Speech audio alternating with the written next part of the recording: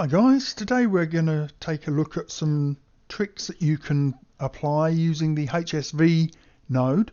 So HSV is found in the material room.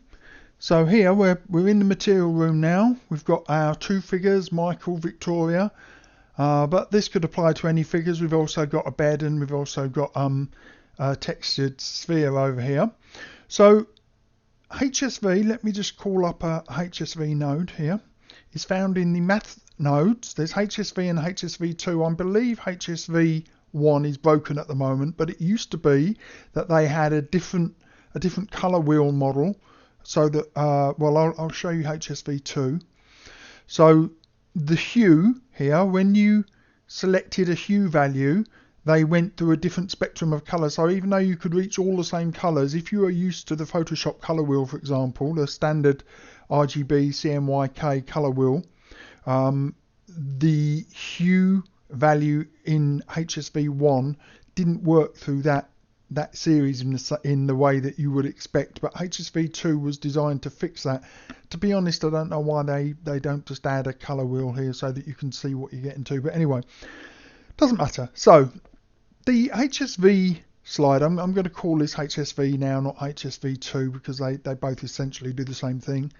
So the HSV slider is a way of changing the color of an input to a different output, the color via the hue, the saturation and the value. So for example, if I just create here an image, and I just connect that to an image somewhere. Okay, what have we got here? Okay, this image here of my living room. There you go, it's a compressed version of my living room there.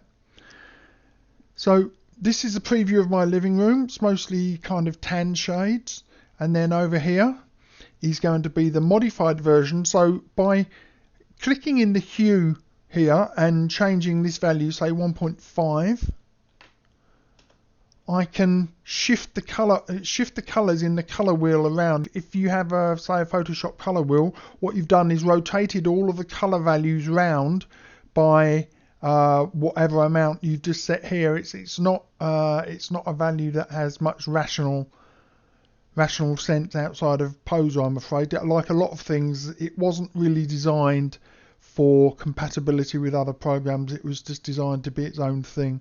That was very much of a Meta Creations quirk, that they did everything quirky rather than standard because they were artists, but it turned out to be very annoying. Anyway, so go back to 0, so you can go plus or minus there, different ways around the color wheel, and it will change the underlying image. Again, with the saturation, if you increase the saturation value, it will add more color, and if you decrease it, it'll add less color. So here I'll go 1.5, and the colors that are there will become stronger. And if I go 0.5, the colors that are there from this image will become weaker. So here we go, 0.5, and you'll see it heads more towards black and white. So that leads me on to my first trick today. Actually, you know, I'll just talk about value quickly before I move on. So saturation 1 brings us back to normal. Value, you can think of that as brightness. So if I decrease it, say 0.5, half as bright or darker if you want to think of it that way. It compresses all of the colors equally, so the dark colors will become crushed. So if you know anything about Photoshop levels, for example, the colors that are already dark will become, so see these grays here, they'll become black and you'll lose detail there. So if I go to 0.25, although you'll still be able to see lots of detail in the image, the darker stuff has kind of become crushed. Okay, so now the interesting thing here is, and I think that this again is a flaw of Poser's design. So you would think that if 1 is normal, 0 is no colours whatsoever, black, you would think then that 2 should be blown out, but it's not. You can actually go 2000. You can just keep on going. See, there's still some little detail here. So it should have been 100% towards the white, 100% towards the black, and 0 in the middle. But it's a stupid design. Right. Anyway, so let me show you the first use that we can do of this. So what are we going to do? We're going to do it on this ball here. So I'm just going to disconnect that. So supposing you have a texture such as this. So we have a specular map here. We have the color map here. But sometimes you're not given the luxury of receiving a bump map as well. So you can generate a bump map with the HSV. So here's how we're going to do it. We're just simply going to connect the image map to the color input here, which you can see I've already done. But then we're going to turn the saturation down to 0. So that takes all hue from the image and just leaves us with a black and white or grayscale image here. And then what I'm going to do is I'm going to use a brightness contrast node to ramp up the contrast between the blacks and the whites and the brightness, so that I get a nice sharp, much more of a range between my whites and my blacks. And in this particular case, now I could plug it into the bump map, but what I'm actually going to do is I'm going to plug it into the displacement map here. Displacement here. And it already has the value that I set earlier, which is 0.005. And now if I zoom in on that sphere and render it, you'll see. Now I will just say that you won't. Yes, you won't. There you go. Sorry, I thought it was going to render off screen. I will just say that this method doesn't give you as good a bump map or displacement map as if you use levels in Photoshop, where you can or even the black and white Photoshop mode, where you can define what goes towards black and what goes towards white. You can more carefully craft a bump map or a displacement map. Okay, that's not very easy to see. I'm going to render that full screen. You can take finer control in Photoshop, but if you're not a Photoshop expert, this is a great way to extract a bump or displacement map from a color map, in case your object didn't have a color map. So let's go to the full size, and hopefully that will be a bit more apparent.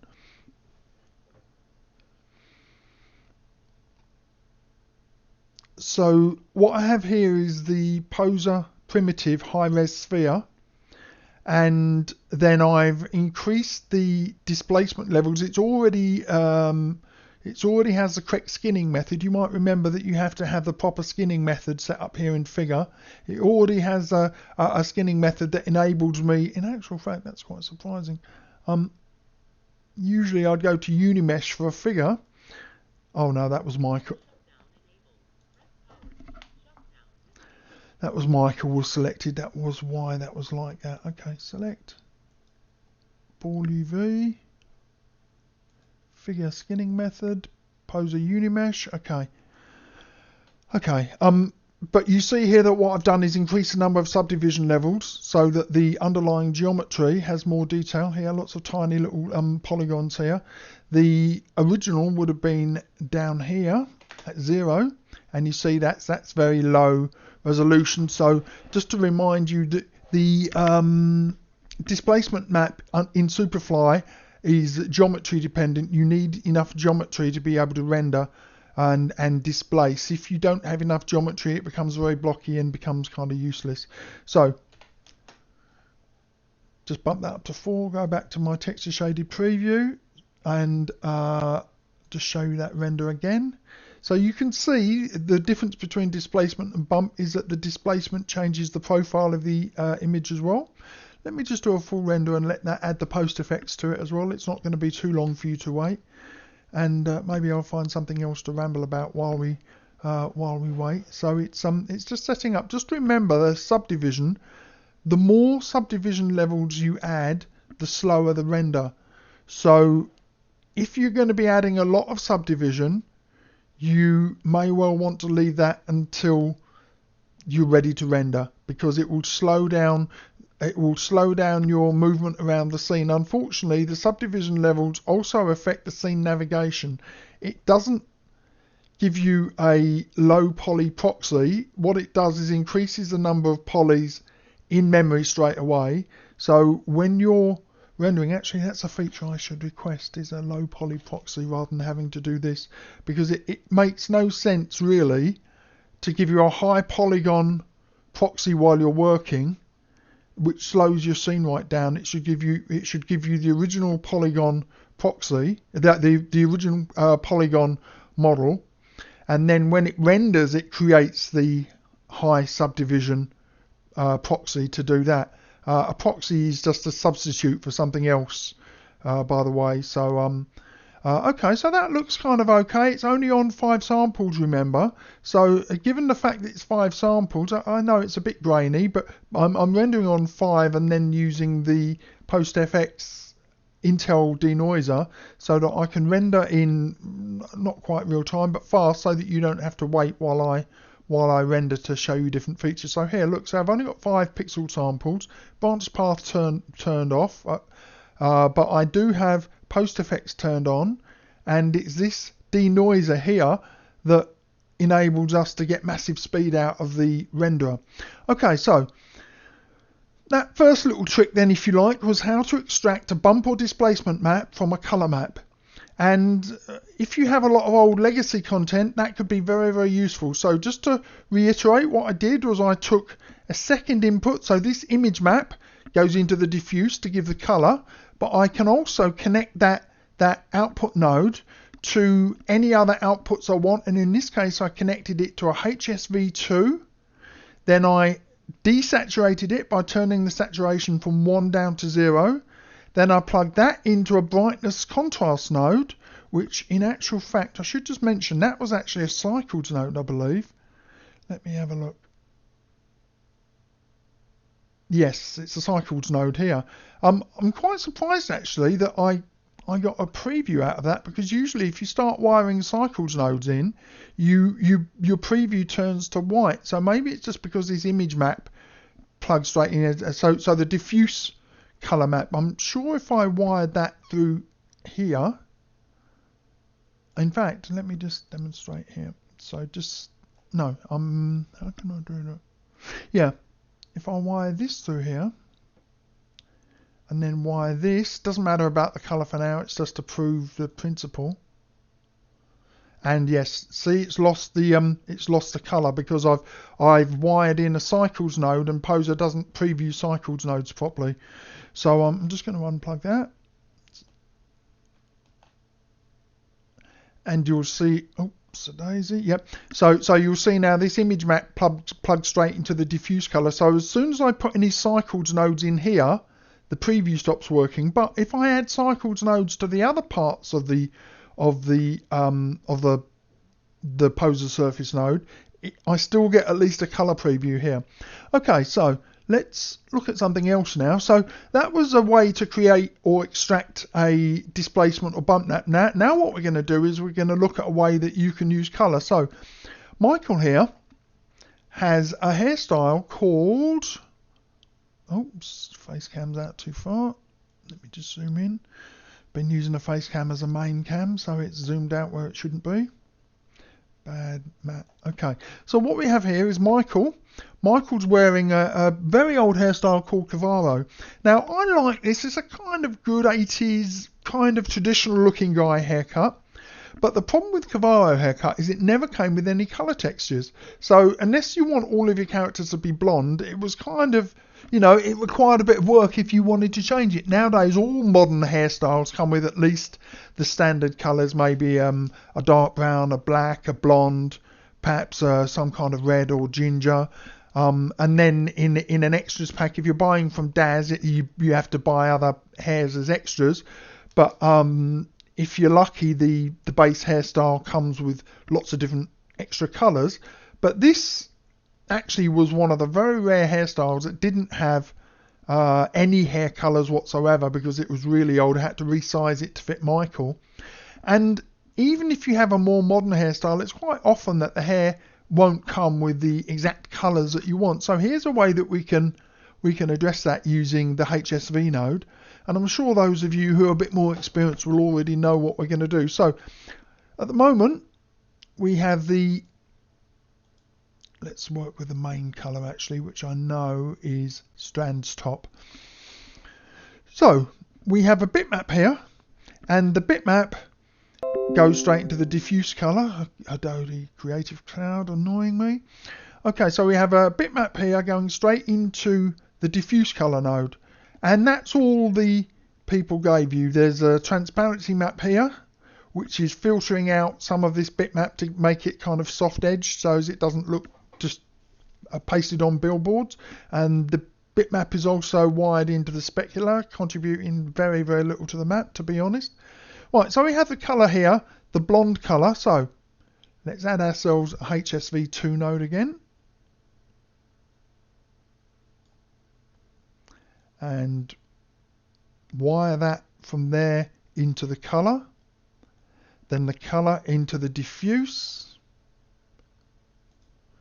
Preview, so at the moment it's exactly the same colour, so we haven't made any changes. Now what we can do is we can start messing around with the hue. Again, well, I've already showed you how hue works. So I already know what values I need for this. So I'm going to go to minus 0.05. And that's going to turn it to a kind of a very light brown colour. But now here's where the magic happens when you start messing about with the saturation as well. So now it's twice as strong on the saturation. And look, it's starting to turn into a nice ginger colour. And then 1.5 on the value just to make it a little bit lighter. And that's quite a nice ginger now. So what I'm going to do now is I'm just going to right click on that. I'm going to copy it. And I chose this hairstyle because it's only got 3 elements to it. If you've got a hairstyle, some of the modern ones, especially from Daz, can have 10 different parts here. So you can really customize the hairstyle a lot, but it's a real pain if you want to manually change it. So now I'm going to choose strands thin. So this is just the fine wispy strands you can see here, barely contributing. And I'm going to paste that node in. And then I'm just going to wire that in. It's going to retain the values that it had from before. If any of you guys know a way to just paste this straight into the line like you can with Substance, or I believe you can even do it with Blender where you can just paste it straight in line, please let me know, please comment. And last but not least, the cap. Now very often the cap, which is the kind of the skull cap, is not even visible. Okay, I don't know why there's a HSV node there. I'm going to delete that. I'm going to put my new one in. Wire that into there. Wire that into there. So this is like a skull cap, like the base colour. So when you see the skull showing through, it doesn't look pink. You know, you don't see the pink skull. You see the skull cap. Okay, so here and now what we've got is a kind of a ginger colour here. I could mess about with that more, but I guarantee that just by messing around with your HSV node, you can extract brown, red, pretty much any colour that you want once you start messing around with the hue slider.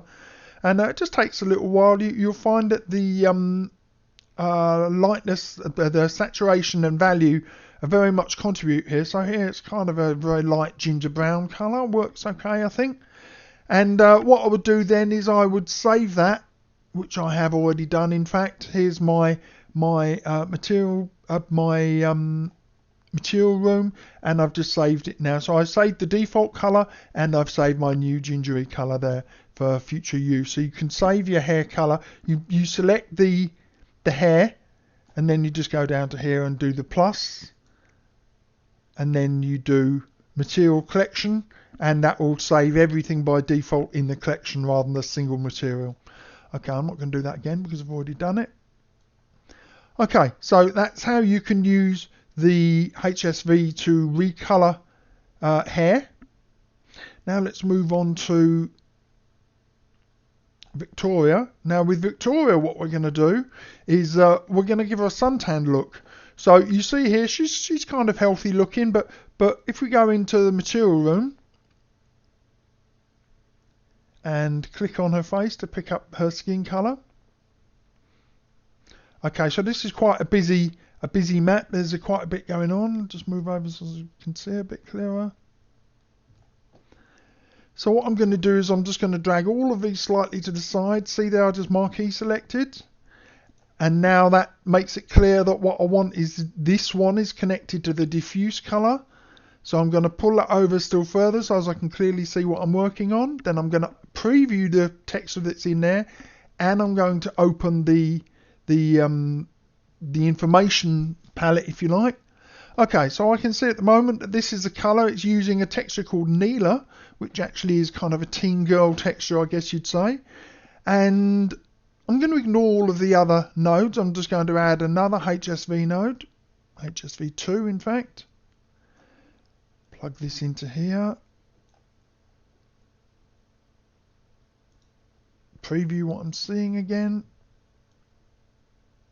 Plug that into the diffuse. So this is going in a straight line from the image map into the HSV, and then from the HSV to the diffuse.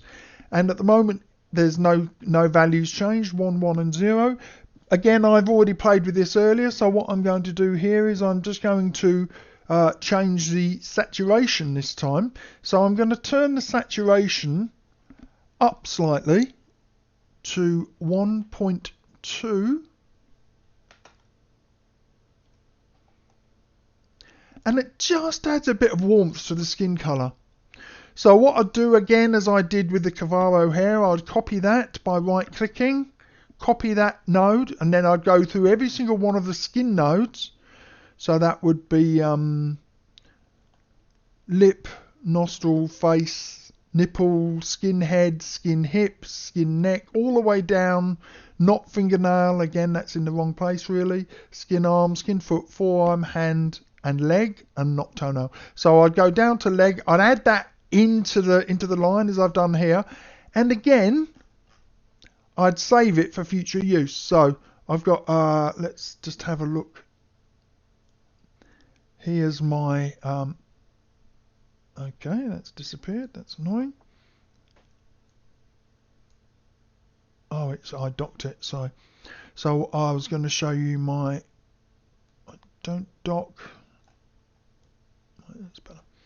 So people, and down to here I've got Neela.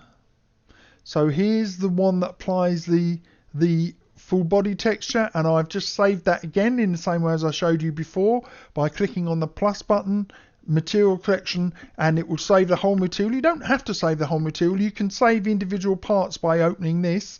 Maybe you're happy with the certain parts or whatever, but it's just easier if you save the whole collection, because then you know that you're getting exactly what you just worked with there, and then you just save it. And I've done that earlier with the tanned one, so I'm now going to double click on this to add it so that you can see the finished effect. Now it's not going to have tan lines, you would have to manually create a texture where the arms cut off, but you can see now here's the tanned version and here's the original one, and you can see just a little bit of color when I do the tan version. And again, it's not perfect, it's not as good as an actual suntan, but it's a pretty good way for adding tan to characters that don't have them. Another time when this is very, very useful, incidentally, is if you have European characters that, you know, Caucasian skin, you can tan them quite darkly by using that trick, and they look quite convincing as Asian or Chinese characters. Obviously you would have to change the eyes and things like that to, you know, the morphology of the face to make it look real as well. But Indian people, for example, have very Western features, but they just have brown Indian skin, so it's quite useful. Or if you had, say, you know, a very Western looking black person, you could do that. Okay, so I've showed you 3 examples there. So we created a displacement map over here. We used the hue to change the color of the hair, and we used the saturation to change the color of the arms. I'm just going to show you one more time when you might use a hue. How many sets have you got where, or props such as this bed here? This bed is from I think it's probably from Great Mansion set. But the set is so good that it becomes really overused. Everybody uses the parts for it, and so whenever you see scenes with these bits of furniture in, it just screams out at you. And Boy's Bedroom is another one that gets really overused, and some of the dorm sets and that sort of thing get overused as well. So you can take an object like this. I'm sure you know where I'm going with this. So I'm going to click on here to pick up the quilt texture. And I've already got HSV wired in. At the moment it's not doing anything, but if I just change the hue, so we'll go to 1.8, let's say. I tested this earlier, so 1.8, and just like that, now the bed colours are green instead of a blue. And little things like that just to make it look not quite so obvious. One more example, which I don't actually have anything loaded up. Let me just see if I can quickly find. Okay, so I'm searching, looking for love. No, I'm not. I'm searching on the other window. That was a lame so-called joke. Okay, so here's my my props. So I'm going to go into props. I'm going to go into plants, and I'm going to load grass and ground cover. Let's just load a little piece of grass here. I think this is probably bitmap grass, but it doesn't matter. It works equally well either way. And here's a piece of grass here. So at the moment, this is a very, very bright. Oh, why is that? I keep on dropping my window. It keeps docking. It's very annoying. So I'm using my user interface button here to undock that and put it back on the other window where it's out of your sight. So here's a piece of grass. So this is a very light green grass, which tends to be heading towards drier. But supposing you wanted this for, say, a jungle scene, a piece of whatever this grass is in a jungle, this bright, probably isn't very realistic. You know, it's a bit too dried for a very wet jungle environment. So again, we can go into our materials. I've not tried this with this. Okay, so this one's very easy. In fact, I hoped it had a bitmap. It just simply has a simple color here, so I can just, in this particular case, I can just click and find a new shade of green that's a bit darker and a bit more verdant. But imagine if it had a bitmap here, to a proper leaf map here, say for trees or something like that. Supposing I have a Okay, I'm determined to demonstrate this principle now, so I'm going to go back into my other window, which I keep losing, and I'm going to find a tree. I've got a couple of trees over here. Let's say I'm just searching through my trees to find one that's going to look really good. Okay, so we've got a tree here from Flink. Flink is really one of the masters of plants, and here we have a tree here, and I can tell, even before I saw the leaf pattern click in, I could tell by the way it previews when I move the cursor over it that it's going to be what's known as a billboard. And a billboard texture is when they take, see here, it's like a just a single polygon for the leaf, or a couple of polygons curved, and then there's a bitmap pasted onto it and a transparency cutting it out so that you have the shape of the leaf, and then the background of the leaf is transparent, and then it's just repeated across all of these billboards. So I know that this texture is going to work, so I'm going to select the tree. I'm going to go into materials. And this is quite busy here, so it's a bit difficult to see the instant. Right, okay, he's got some weird names here. Can you see? He's obviously German or Scandinavian or something. So blatt, I don't know what blatt means. Probably leaf or trunk or something like that. Doesn't matter though, because all I need to do is take rather than selecting it by name, which would have been more convenient, I'm just going to move my cursor over into the scene. I'm going to click on the leaf that I want to pick up. And here's my leaf texture. Open to see the leaf. Now I'm just going to wire in a HSV2 node again.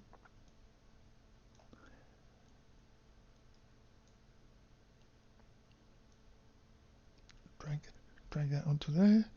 So we're seeing a kind of a preview here, but I prefer this preview open here. Okay, so let's just make that a little bit darker. So the first thing we're going to do is just take the value down, 0.5. A little bit darker, maybe could go darker still, 0.2. There you go, that looks quite nice. So just by doing that, I've made it a darker tree now. Let's take that back up. So one of the things that Flink does is he does trees with different seasons, but you don't necessarily need to buy different seasons. Like if you get this tree, he may not yet have done, or she, sorry if you're a lady, Flink. But I'm going to assume you're a guy. But Flink may not have created an autumn version of this tree, but it may be something that you want to include in your scene. So I can just go to my hue.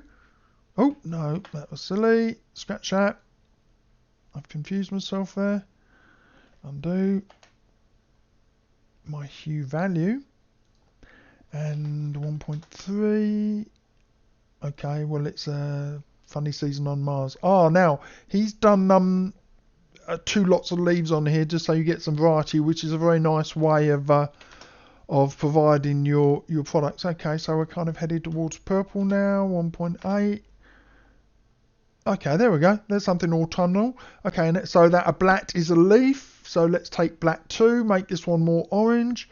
So what did we go? 1.8. 1.8 takes us to that kind of yellow value. Oh, it would do if I hadn't just changed the scale because I'm an idiot. Okay, let's go back to here. These tutorials are so professional, eh? Right, pick up that HSV node that we created, paste it back into this one. So moving that to give myself some space. Paste.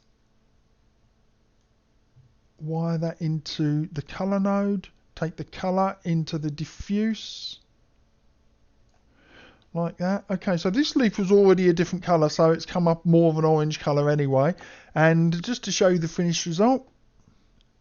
So we went from a very, very green tree. I'd have to, well, maybe I wouldn't. I was thinking I would have to change the ivy, but ivy actually is, I believe it's perennial or whatever. Whatever it is, it doesn't change colour at winter. It stays that same colour. And now if you render that, you've got a lovely tree, which previously had no autumn colour, and now I've changed it to autumn. Flink has quite clearly provided this tree thoughtfully, so that you can mess about with the colours yourself. So there you go. It's they're all about to fall off because they're brown. They're kind of, you know, late autumn just before they fall off for winter. And that's a way that you can use a HSV node to add variety to your plants as well as your figures. I think that's enough to make the point, guys. I'm not going to labour it. So the main one that I've used here has been hue. I've used okay, I will labour the point because never let it be said that I said one word where 10 could do. So I'm going to get rid of this tree. I'm going to zoom in on Victoria. So here's her shorts. So again,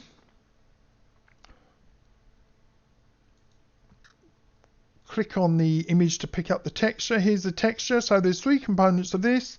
They've got a bump map, they've got an image map, which is going to be the color, and they've got an edge blend node, which is probably overkill for this. So here we go. We've got the color map here. So again, this is very, very useful. Maybe you've got a jeans texture that you know, it's a light blue and you want it dark, or it's a dark blue and you want it lighter. So I'm just going to select, I can't talk and chew bubblegum at the same time, I'm afraid. So I wire this into color into this node, or I could have just gone direct to diffuse, but I'll respect the node construction that the author has created. And now I'm just going to, again, so let's go a minus direction this time, minus 0.4. I have no idea what color this is going to be. And there you go. Now just like that, I've changed her clothes to blue. Don't know why it's got those dots in. It's a It's a weird way it's picked up that texture, but I'm sure that if I render that, those dots will disappear. Oh, it might be to do with the edge blending mode actually. Let's just see what's happening. Yeah. Okay, so it's changed the colour. You can see here, but it's, oh no, that's really strange. Some of the pink has remained. I'm wondering if maybe there's some transparency in there. Let's see. No, it's a JPEG, so there can't be transparency. That is quite strange. It's strange how some of the pink has stayed in there. Let's go the other direction, 0.4. Okay, that seems to work. Let's render that and see. Anyway, I mean it's irrelevant. It's enough for you to get the point. There's something about this this texture that's behaving a little tiny bit weird when you go to the red. But anyway, guys, I hope that you find that useful. One final thing I will just say: if you're recolouring hair, I personally find it easier to work with light colours and change them to any, you can make them darker easily, whereas if you start with a dark colour and try to make it lighter, it often doesn't work at all, or at least as well. So if you're gonna take somebody's hair texture that they've given you and you want to make a new colour, I suggest you start with the blondest or blonde platinum or something like that. Okay guys, well thanks very much indeed. I hope you found this useful. Speak to you later.